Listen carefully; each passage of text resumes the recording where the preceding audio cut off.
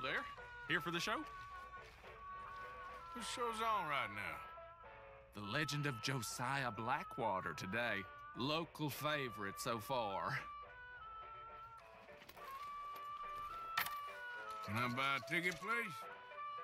We'll be starting soon, just inside the tent there.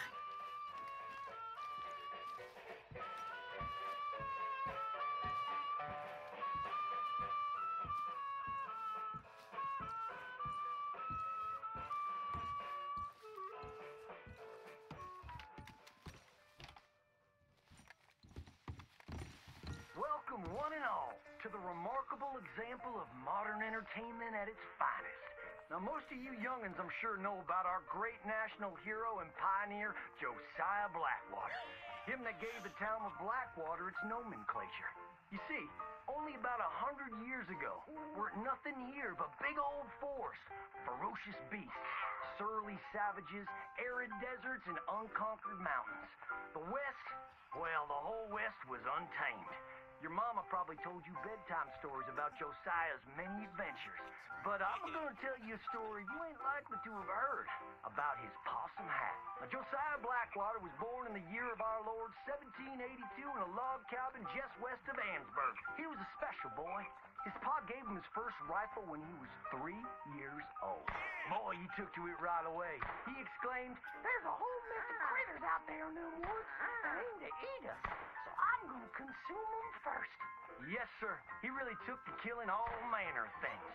He was such a keen shot. One morning, he was sorting up some winter turnips for the root cellar when a big old bear and her cubs came in the kitchen hunting for food. It had a mind to eat up all the jams and preserves. Josiah grabbed that bear and wrestled her to the ground and squeezed and squeezed and squeezed. He whooped the tar clean out of that big old critter. Then he tied her up and grabbed them cubs and ground them into sausages while the mama bear watched.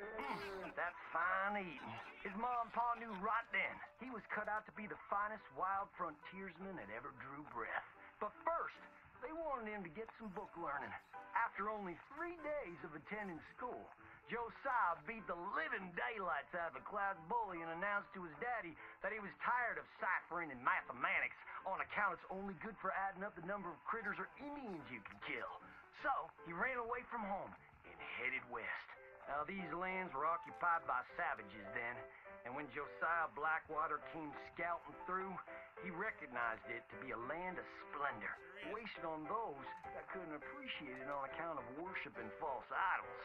He got rid of all them pesky buffalo, and thereby ensured those infernal Injuns didn't have nothing to eat.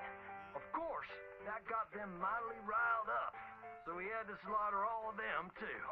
Just like his daddy had once done to the Redcoats in 1775. Right about that time, he met an Indian girl he took pity on account of having annihilated her family. She was 12 years old, and so he took her as his wife. She gave him 2 sons before she died of typhus. Now, y'all know that Josiah Blackwater wore a possum for a hat, but most don't know how that came to be.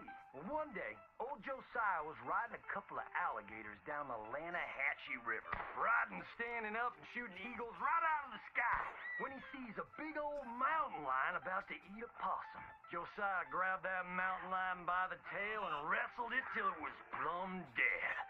Well, that possum really took to Josiah, followed him around like a dog loyal to its master. Yes, they had a lot of adventures together.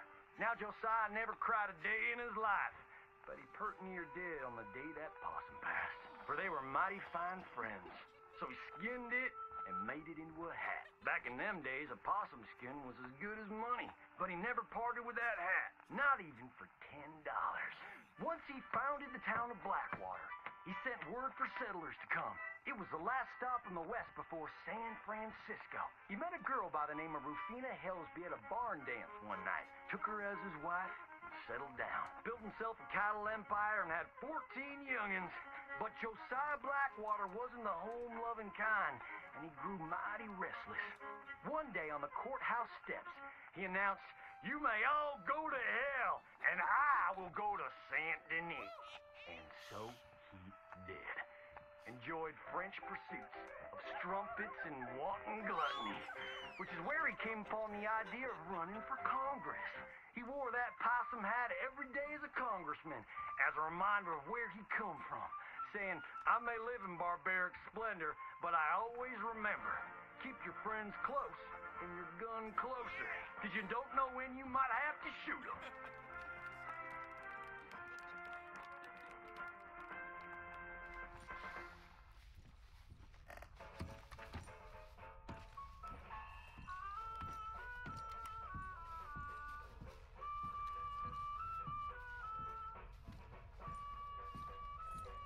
Hope to see you again.